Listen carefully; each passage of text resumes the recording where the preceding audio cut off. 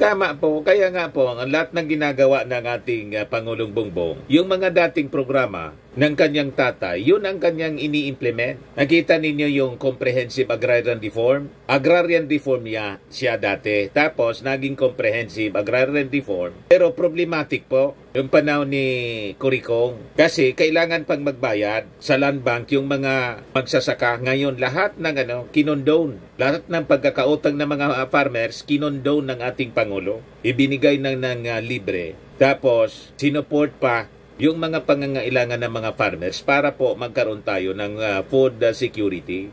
Yun ang vision ng kanyang tatay.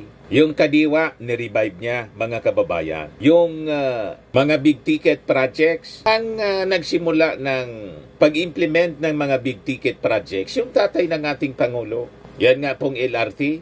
First in Asia po siya. Nagpioneer niyan ang tatay ng ating Pangulo. You see? Tama itong sinasabi ni Tia Tan.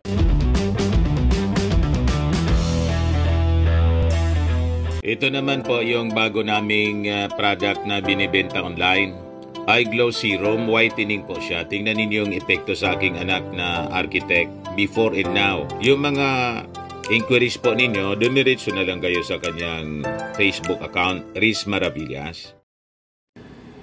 May nag-share sa akin mga kababayan itong isang vlog na ang isang nagngangalang Tia Tan, Live Awake by Tia Tan. Nang mabasa ko, sabi ko maganda itong mga puntos mga kababayan na kanyang sinasabi kasi related sa mga previous discussion natin. Supporter din siguro siya mga kababayan ng ating Pangulong Bongbong Marcos. Hindi ako masyado familiar sa kanya. Pero ang nagustuhan ko po, ang takbo ng kanyang kwento, talagang mapapataas ang inyong kilay mga kababayan. Ayan sabi niya, is there a higher purpose behind BBM's presidency? Napakaganda mga kababayan yung kanyang mga sinasabi. Lalo't na-mention niya yung tungkol sa Marcos Gold. Diba, naging parte ng mga propaganda ng mga DDS, mga minions ni Sara Duterte, yung pagbinta ng Central Bank, Bangko Sentral ng Pilipinas ng gold. Binapalabas nila, inilalagay ng ating Pangulong Bongbong Marcos sa problema yung ating bansa kasi yung ating gold reserve ibininta ng Bangko Sentral ng Pilipinas at pinaintulutan ng ating Pangulo. Hindi ninyo alam yung gold po ng Pilipinas, Marcos Gold. Mas may karapatan po ang pamilya Marcos kaysa sa Bangko Sentral ng Pilipinas sa pag-dispose ng gold. Sila yung may-ari. Ang label nga, Marcos Gold. Trusty lang po yung Bangko Sentral ng Pilipinas. Buti nga't para mapakinabangan ng ating mga mamamayang Pilipino. Hindi kayo nakalata. Kaya nga, bumaba ng ayuda. Guaranteed po ang pera ang Bangko Sentral ng Pilipinas, ang dami nating gold reserve. Ano man yung pera po, ang pera natin, papel man lang po yan. Without the guarantee from the Bangko Sentral ng Pilipinas, walang value ang ating pera. Di ba po? Wala, ang papel na pera po, guarantee man lang yan. Fiat money. May nakasulat malinaw. Ang perang papel na ito ay ginagarantiyahan ng Bangko Sentral ng Pilipinas. Hindi ninyo naintindihan? Ang may intrinsic value po, ang metal, tulad ng gold, may intrinsic value siya. May karapatan yung pamilya Marcos dyan sa gold. Huwag kayong naniniwala sa mga propaganda ng mga minions ni Sara Duterte. Wala silang alam. Kaya nga gusto nilang i-take over yung ating gobyerno para silang may control. Tama ba? Wala silang karapatang i-control yung ating bansa. Kasi yung yaman ng ating bansa, lalo yung ginto, pag-ari ng Marcos. So, i-share ko ito mga kababayan sa inyo na political blog, analysis po. Napakaganda niya. Is there a higher purpose behind BBM's presidency? Kaya nainggit po ang nainggit yung mga Duterte sa tuloy-tuloy na pag-aayuda. Nasa tondo nga ngayon, namimigay na naman ng ayuda yung ating Pangulo. You see, and my advice sa militar, stay focused anya. Wag anya kayong padadala sa mga political noise. But before ko ibigay sa inyo ang mga balitang yan at column nitong isang nagngangalang Teyatan, very interesting ang mga puntos niya. Click subscribe muna mga kababayan dito sa ating YouTube channel and hit the notification bell para lagi po kayong updated sa mga kaganapan dito sa ating bansa. Like and share na rin po ninyo ng ating video. At huwag na rin po ninyo na skip yung ating mga commercial ads para tuloy-tuloy lang ang pag-unlad ng Bagong Pilipinas. At itong ating programa mga kababayan, atid sa inyo nitong ating mga sponsors. Firmax Firming and Lifting Cream. Pinapay po sa mga pulses in affected area. Mainam po ito sa mga pains at paninigas ng mga kaso-kasuan. Ito sa mukha naman yung application, anti-aging, Automax po siya. Ito ay Glow Zero mga kababayan. Whitening po siya. Made in South Korea. Ito naman po, Nengxia Red Mix Fruit Drink. Gawa po siya sa goji berry. May anti-cancer properties po siya. At sa mga nagana po ng malinis and spacious fitness gym, pumunta lang po kayo sa aming Colossal Fitness Gym. May Grab car rental din po kami. At bills payment po sa aming office. At saka sa mga mahilig po sa mga imported bags, manood po kayo sa live selling ni Madam Eileen Rosales sa kanyang Eileen Closet po. Pati mga shoes, ito yung kanya po. Ito yung kanyang page. Kita ninyo, napakagandang mga online selling po siya. Si Madam Eileen Rosales.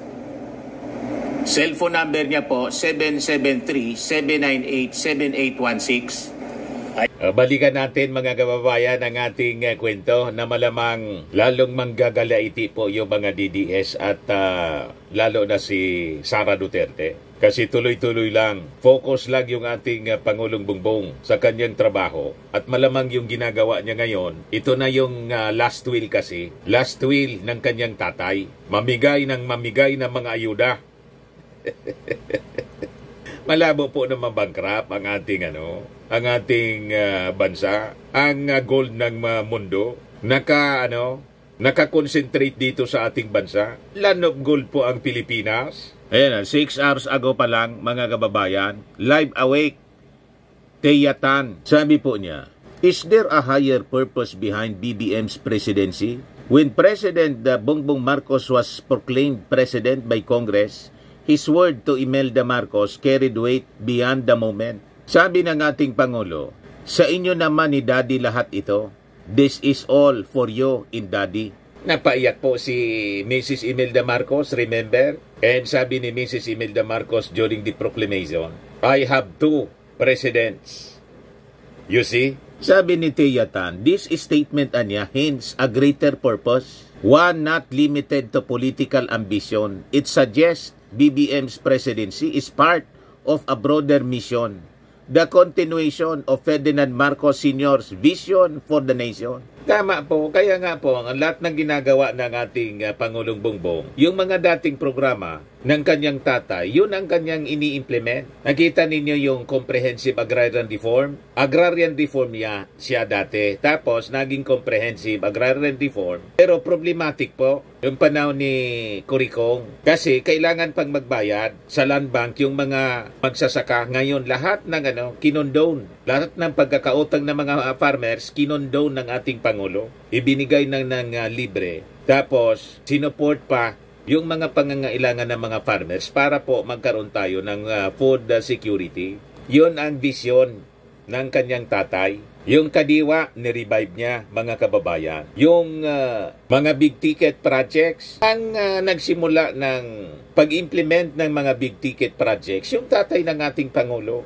Yan nga pong LRT. First in Asia po siya. Nagpioneer niyan ang tatay ng ating Pangulo. You see? Tama itong sinasabi ni Teyatan. Kumbinsido tayo.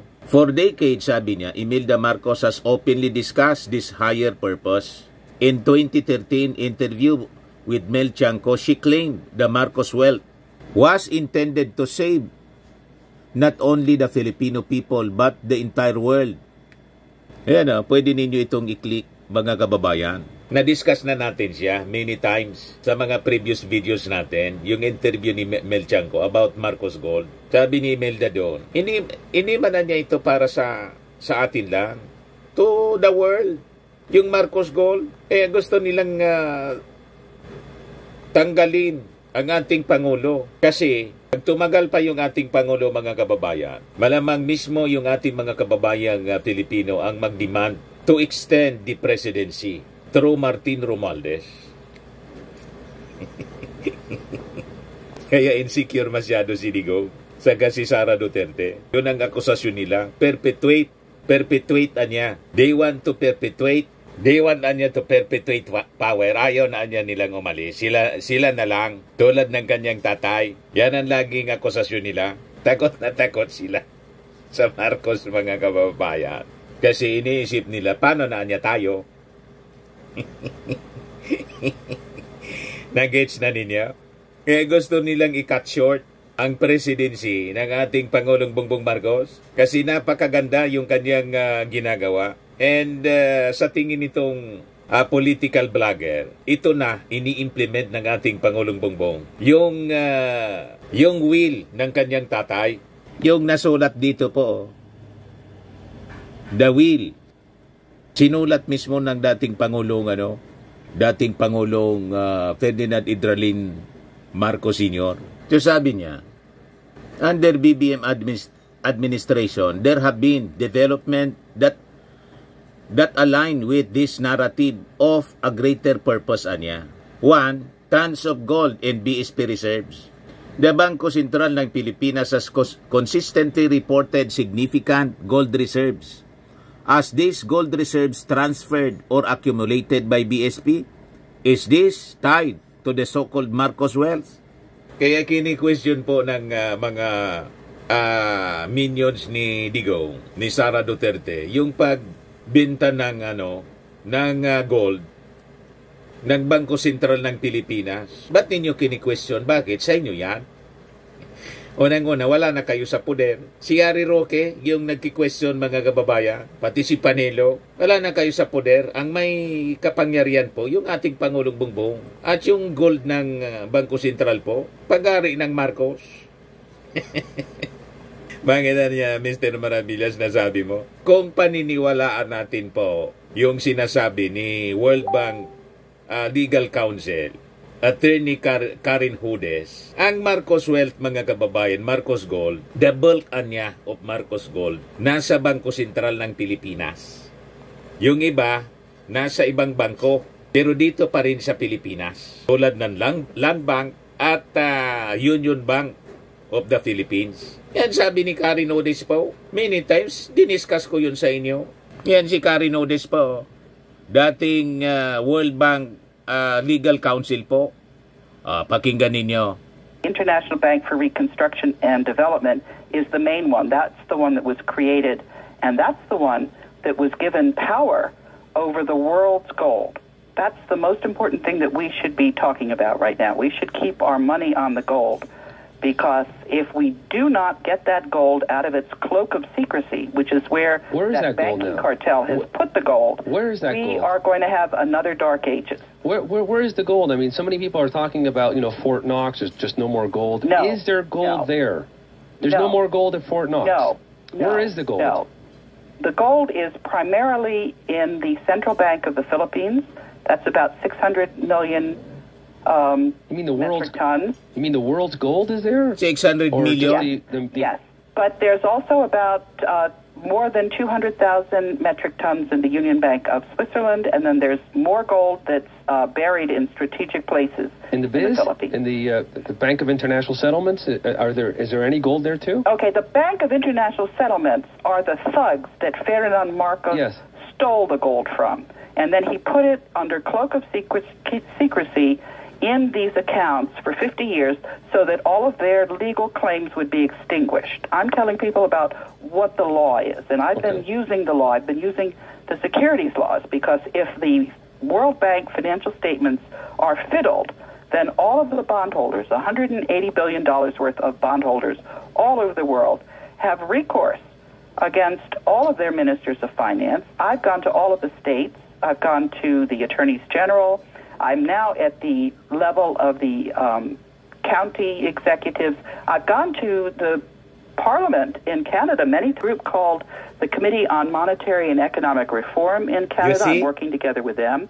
I'm working together with a number of people all over the world, because although the mainstream media is controlled by this banking cartel that has bought 40% of the net worth of all of the 43,000 companies traded on the capital markets, and they pull down 60% 40%? of the earnings. We know this from... Ayan po sabi ni Karen Hudes, dating World Bank Legal Counsel po. Nandito sa atin, tapos kini-question ni Harry Roque yung pagbenta ng mga DDS. May karapatan yung ating Pangulo. Ito yung sabi sa report noong September 24. Philippines sold 24.9 tons of gold. Sabi ng BSP, partean niya ito ng strategy. That is part of its active management strategy of the country's gold reserves.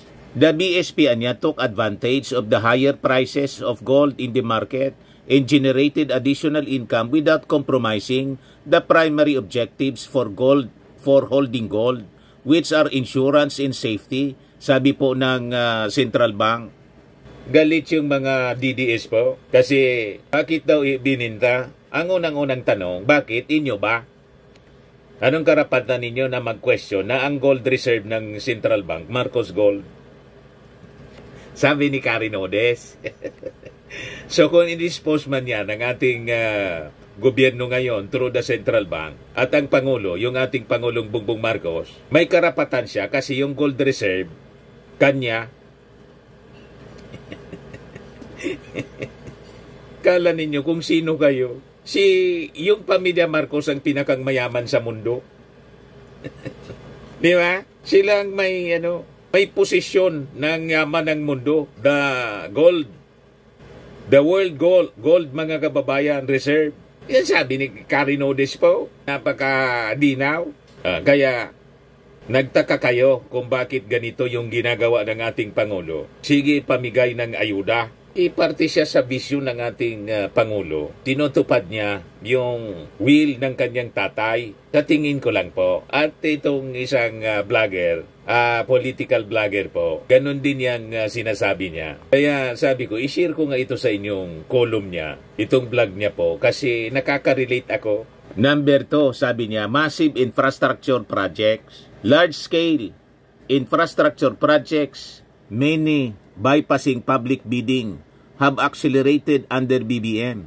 The pambansang pabahay para sa mga Pilipino, the regional specialty centers worth billions, massive bridges that have MOUs with foreign entities, so on. Were this open to public bidding? Number 3, Ayuda, Republic and subsidies. Ayuda, Republic and subsidies. The administration has implemented widespread financial assistance program from Ayuda for different marginalized sectors of the society to subsidies across various sectors. Ngayon may ayuda kahit hindi masyadong indigent, basta kapos ang kita. Number 4, sabi niya, diplomatic engagement and economic partnership. High-level international leaders visit the Philippines, often signing agreements tied to large-scale projects, funding from ADB, IMF, World Bank, JICA, and other global organizations continues to flow in the country. Plus, why do nations tend to support the Philippines against China in the WPS dispute? We also got other countries to co-patrol with us. What leverage did BBM use to achieve this? Talagang mapapataas yung kilay natin mga kababayan. Grabe yung impluensya ng ating Pangulo sa mga world leaders po. Number 6 na punto niya, paying our debt. Our government has been consistently paying our debt to the tune of trillions. This development niya point to an administration that is not only well-funded but appears to be executing a long-term vision. What's in the will niya? Yung last will ng dating Pangulong Apolaka, yung minimin niya. While I don't know the details of the will, Ferdinand Marcos Sr. himself reference a larger mission in his diary entry dated January 1, 1970. Sabi sa kanyang diary, "Yesterday, I finally transferred all my worldly possessions to the Filipino people through the Ferdinand E. Marcos Foundation. I have been planning this for many years, but I felt that the beginning of my second term was the most propitious time. This was a decision arrived at after a long deliberation and was not the result pick anger, despair, or emotion, nor is it due to a sense of guilt because some of the funds come from the Yamashita treasure, nor is it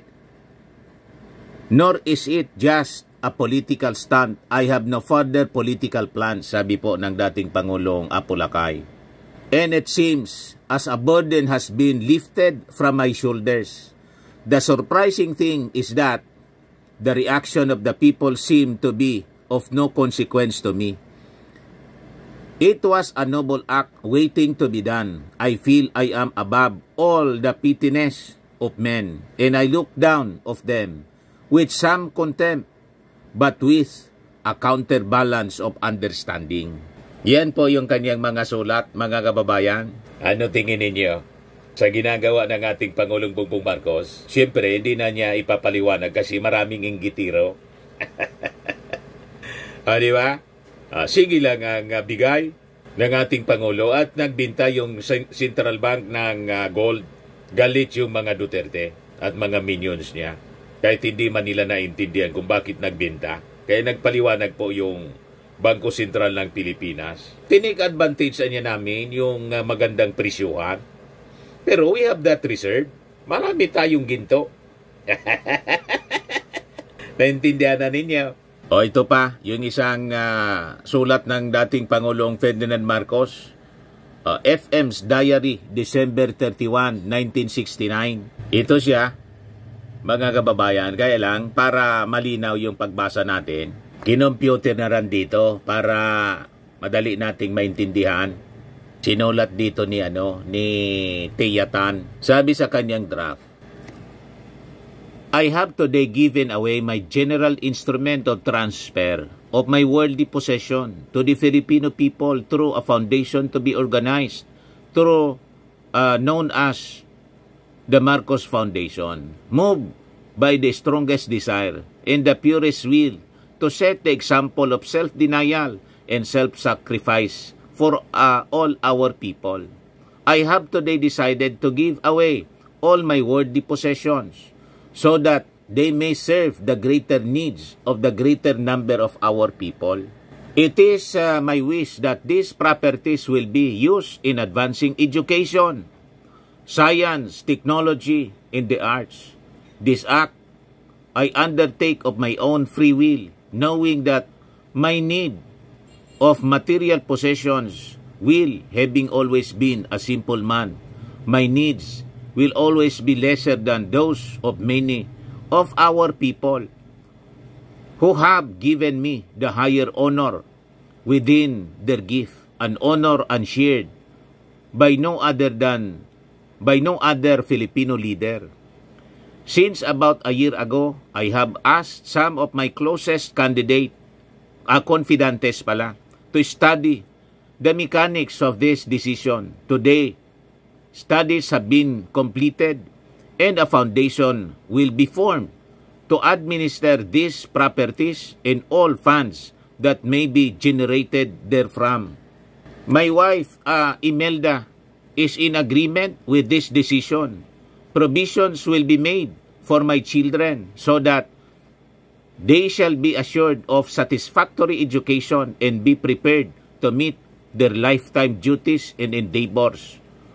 For the moment, my most sincere hope is that this humble act shall set the example and move to greater deeds of unselfishness and compassion. Many of our countrymen whose position in society gives them a stronger duty to minister to the needs of our less fortunate brothers and countrymen. Sabi po ni President Ferdinand Marcos Sr. O ito pa, sabi dyan, Imelda Marcos has consistently framed the Marcos wealth as a tool to uplift the Filipino people and alleviate global suffering. If this is true, then BBM's presidency, sabi ni Thea Tan, is not just about governance, it is about fulfilling a decades-old promise of his father. So sabi niya, the unity behind the mission. Executing such a grand vision would require not only immense resources, but also widespread support from key players across political lines. Sabi niya dito, if the Marcoses were acting out of sheer self-interest, it's hard to imagine they could rally the level of backing they have received. The narrative that this is for the benefit of the Filipino people could be the unifying force driving this strategy. So makikita ninyo, kahit pinagbabantaan ni Sara Duterte yung ating Pangulo, ano yung sabi ni President Bongbong? Sara is unimportant. Hindi importante niya si Sara Duterte. Yung panahon niya ninyo dyan sa Congress, pati sa Senado, masasayang lang. It's a waste of time niya. Hindi man niya mababago. Hindi niya yan mababago. Ang buhay ng ating mga ni isang Filipino hindi mababago. You see? Ganon yung naging sabi ng ating Pangulo. Kaya tinext niya yung Congress. Ayaw na niya na i-impeach. In-advise niya na huwag nang isulong ang impeachment. Pabayaan na lang si Sara Duterte. You see? So sabi ni Thea Tan, the final question, are we witnessing the execution of a plan that has been decades in the making? Is BBM presidency a vehicle for Ferdinand Marcos Sr. vision for the Philippines? One term is not enough for this purpose to be implemented. And I argue that it requires perhaps 4 terms for it to be fully implemented. And no, I am not talking about BBM's multiple terms. I am saying it is essential that the next president should also be a Marcos or a very close ally. It's a theory worth contemplating, and the evidence, when pieced together, is hard to ignore. P.S. sabi po niya, someone asked me how much wealth there is. I don't know the answer, but look for Imelda's Melchancos and BBC's interview. I would say beyond your wildest imagination. Yung wealth ng Marcos po, yung Marcos Gold, is beyond imagination. Sabi mismo ni Karen Hudes sa kanyang interview. You see? Kaya tingnan ninyo, sige lang pamigay ng ating Pangulo. Inggit na inggit, sinisiraan po ni Sara Duterte. Pati ni Digo. Kaya sabi ng ating Pangulo sa kanyang Bonifacio Day message, Marcos urges Filipinos to fight versus hunger, corruption. Sabi ng ating Pangulo sa report ng Manila Bulletin, stay focused, exercise restraint. Marcos, big business urge military amid political noise. Yan Marcos Jr. to military, don't be deceived, stay focused. Kaya focus lang mga kababayan yung ating Pangulo. Distribution of government assistance in Tondo. Pakinggan natin yung ating Pangulo sa kanyang sinasabi po. Ladies and gentlemen, the President of the Republic of the Philippines, His Excellency Ferdinand R. Marcos Jr. Sige lang ang tulong po niya. Hindi niya pinapansin yung mga paninira sa kanya. Si Inday daw, unimportant. Di ba? Nakakatawa yung ating Pangulo. Naiba talaga ang Pinoy. Tignan ninyo ang pinagdaanan ninyong hirap sa nakaraang ilang araw. Nakangiti pa. Sa Pilipinas, nakamangiti pa rin. At masarap pa yung marinig yung inyong sigaw. Kaya, hindi affected ni Sara Duterte. Hindi titigil at gagawin lahat para tulungan po kayong lahat. Dahil alam naman po namin na kahit kayo'y nakangiti at nagmamalakas na sigaw, marami po kayong iniisip kung paano alagaan ang inyong sarili, ang inyong mga pamilya, kung saan kayo uuwi. Alam naman po namin yon. Galing lang po kami, before I go on, I would like to acknowledge, of course, ang nakapagsalita na ang ating Mayor Lacuna, and kasama namin siya with the Vice Mayor and the Congressman. Nandun po kami sa Delpan Evacuation Center. At nakita namin kung ano yung mga pangangailangan. At talaga sa ngayon ay ang pangangailangan ay matayo ulit ang mga bahay. Kaya bukod dito, siyempre nandyan kayong lahat, nandyan pa kayo sa mga evacuation center. Wala naman kayong paglulutuan, wala naman kayong pagtutulugan. Kaya naman, ang unang-una, magdadala kami itong mga food pack na ganito, na dapat sa isang pamilya, yung isang food pack, isang kahon, katagal dapat yan ng mga 3 araw, 4 na araw. Pero huwag kayong mag-alala, kung maubos ninyo sa 2 araw, meron pa yan. Meron ibibigay.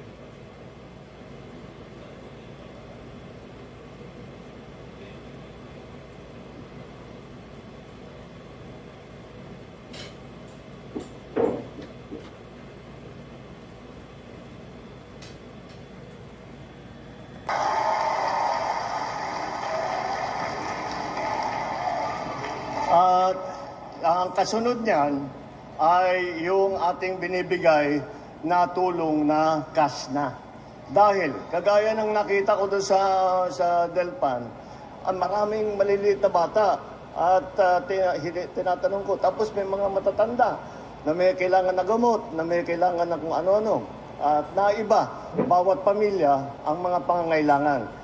Kaya yung mga komisan, yung mga yon ay hindi kasama dito sa aming mga ibinibigay na tulong.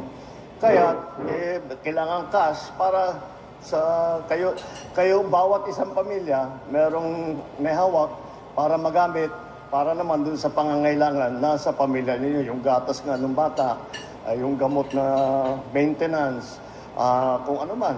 At yung mga ganun po. At nandito po ang serbisyo, yung sa inaalala ko kasi dahil ang sikip-sikip doon sa Delpan,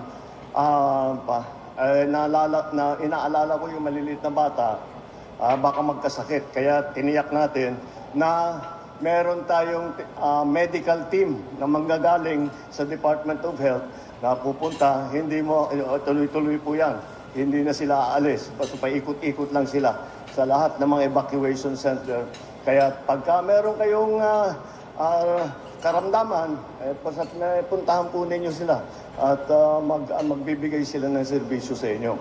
At yun lang po, pinangako ko po doon sa mga kasama natin sa isang evacuation center. Pag kayo ay hindi pa namin nauwi, pagdating ng Pasko, ako ipupunta rito, magpapaparty, magka-happy, magme-Merry Christmas tayo sama-sama. Kaya yan yung pang-udyok ko kay Mayor Lacuna Kaya bilisan mo, kundi magpapakain ka ng libu-libong tao pagdating ng Pasko. Ikaw din. Kaya kailangan maayos natin kaagad yun. Kaya huwag niyo pong alalahanin, andito po ang city government, andito po ang national government, lahat po ng ahensya ng pamahalaang nasyonal at nag-uugnay naman kasama ang mga local government officials at ating tunay na first responder. Ito po ay patuloy po namin pagtatrabawin at titiyakin na kung ano man ang inyong pangangailangan, kami po ay nandito upang ibigay at idulot sa inyo kung ano pang serbisyo ang kinakailangan ninyong lahat. Maraming salamat po. Good luck po. Merry Christmas po. Para yan sa mga nasunugan po. Sige lang ang pamigay ng ayuda. Ceremonial distribution ng government assistance. O, di ba? Mga kababayan, kaya tingin ko tama yung sinasabi ni Teyatan doon sa kanyang political blog. Mabuhay ang ating Pangulong Bongbong. Kaya tama, ang dapat successor ng ating Pangulong Bongbong po, kaya insecure sila, si Martin Romualdez ang tama po na maging successor para may continuity yung last will ng Pangulong Ferdinand Idralin Marcos. Kaya siguro na insecure pati si Amy Marcos. Nag-gets na ninyo? Sa mga naghanap ng malinis and spacious fitness gym, pumunta lang po kayo sa aming Colossal Fitness Gym. We also offer Grab Car Rental with our brand new 2023 model ng Toyota Innova. We also accept booking for those who are planning to travel via PAL, Cebu Pacific, and other airline companies, local and international, and bills payment for Meralco Bills, PLDT, Aleco Bills, etc. Ang Colossal Fitness Gym is located at 3rd floor Security Bank Building, Landco Business Park, Legazpi City, Albay. For inquiries, look for Chilon Maravillas. Contact number 0966-802-0949. Yan yung aming Innova. Lagi na pong matao sa amin. Pati mga foreigners po, tingnan ninyo. Mga British tourists sila. Ang lalaki ng katawan na, mga kababayan, nag-gym sa amin. Ito naman po, Indian National. Ito mga mga European sila. Ito naman yung bago naming product na binibenta online, Eye Glow Serum. Whitening po siya galing sa South Korea. Tingnan ninyo yung epekto sa aking anak na architect entrepreneur, Riz Maravillas. For inquiries, look for Riz Maravillas on FB. Ito naman po, Firmax Firming and Lifting Cream. Pinapahid po ito sa mga pulses and affected area. Mainam po ito sa mga pains at paninigas na mga kaso-kasoan. Ito po, Automax Radiant Serum. Sa mukha naman yung application. Anti-aging po siya. You will look 10 years younger than your age. Sa mga cancer patients naman po, baka lang gusto niyo itong itry. Nengxia Red Mix Fruit Drink. Hindi man po siya gamot, food supplement siya. Kaya lang, gawa siya mga kababayan sa goji berry. Yung goji berry may anti-cancer properties. Yung mga inquiries ninyo, dumiritso na lang kayo sa aming messages sa Facebook para masagot namin agad. Ayos po, ako po si Dante Maravillas. Bye-bye. God bless.